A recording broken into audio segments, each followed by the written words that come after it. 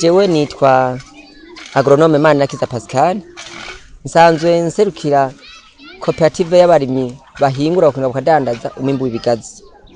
Yitwa bayita Copisepa, Coopérative de production, usinage, commercialisation des produits de palmier à l'huile.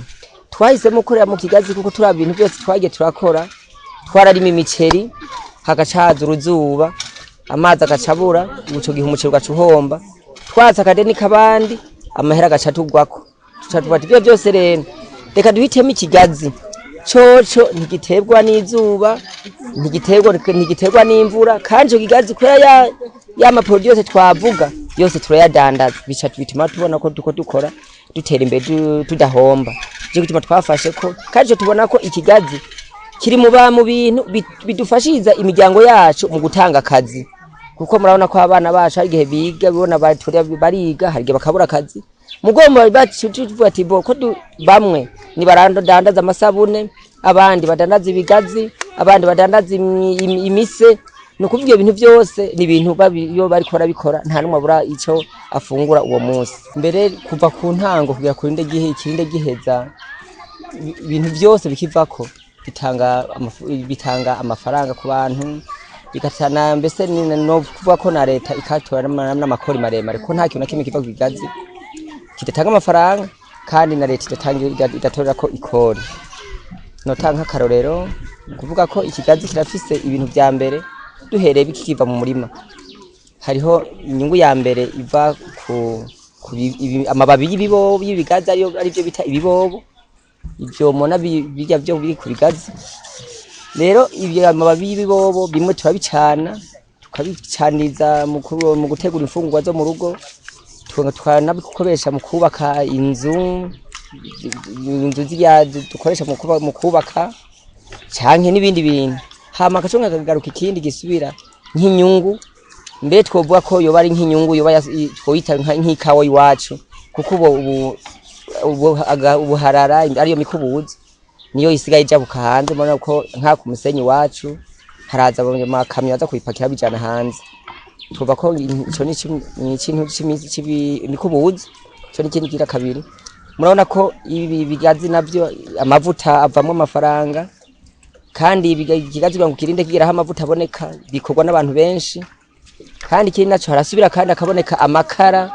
Murabona ko ibiti byahonye, nta biti tukironka, tuvuga ngo dukoreshe inkwi cyangwa amakara. Murabona ko amakara murabona ko buniyo duca twikorako. Mbere ubu murabona ko bose ari bakoresha ubu yakuzana amakara. Hako nkagaruka kandi ibise duheje kumena imise, ibise murabona ko nivyo byongwe tukagaruka tukacaniza bya Bigazi. Kandi hako nkagaruka kandi hakavamwe amasaba imise nyene twonga tukadandaza amafaranga, kandi nayo nikakora abakozi n'abandi bantu bahembwa amafaranga.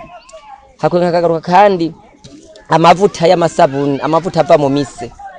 Ibyo byose amavuta kugira ngo amavuta y'imise aboneke, amavuta y'imise aboneke ni ibintu bica ku ngazi nyinshi cyane n'abantu batandukanye ingena amavuta aboneka. Hama gacasura akaboneka amasabune nyenze gato hakongera kabone kandi naturuto ijya igabura ibitungo. Numva ko ibyo bintu byose ni ibintu hafi bishika mu 10 unashaka gukoresha. Twebwe turifuza ko nk'abarimyi b'ibigazi ko Ikigazi bo giteza imbere cyane abantu baba aya Microfinance canke aya mashamwe yo kuzigana no kuguranana yokorana cyane n'abarimyi b'ibigazi. Mu kuvuga ko Ikigazi kugira ngo kigeraho gitanga ibomimbo wose n'amafaranga. Mu kandi Ikigazi cyo cyambere kidahomba, kuko Ikigazi ukire ugiteragiye ntigiterwa n'izuba ngo cyumye ngo kirahombye umwaka ngo nidusoroma. Imvura iguye ntibango nuko imvura yaguye ngo nticangwe bibaye nyinshi ngo ni igihongo kirahomba.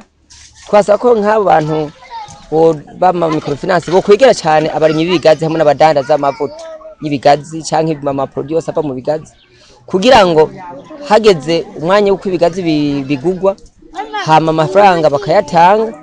Kubera ya mavuta ya mafaranga batanze nk'akaro iyo yaguze amavuta ugashira ngaho ushize ngaho no kuvuga amavuta aguma yaguze mu kwezi k'umunani, amavuta bayakorotse ibido y'ibiro 25 ibiri ku mafaranga 1035 yazimvye. Mugo murarugera mu kwezi kuva mu kwezi kwa mbere kwa kabiri kwa gatatu kugera mbere mu kwezi kwa gatanu amavuta yose bazimvye cyane, kwa gatandatu kose ibigi ikiva yaduze igera ku 58 60.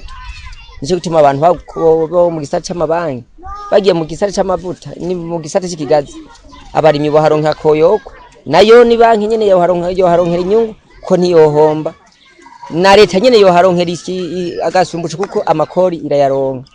Bo turasaba nk'amakoperative y'abadufatiye abakonsomateri boja hamwe akavuga ati ko tubona ko tugomba dukora n'amakoperative y'abarimyi bibigazi haje bana amakoperative y'abakonsomateri bavuga ati bo twe tugomba tugende kugurira umwimbu wacu umwimbu we umwimbu w'amavuta kuri koperative ahanaka nizoduha amavuta ku giciro gitoya.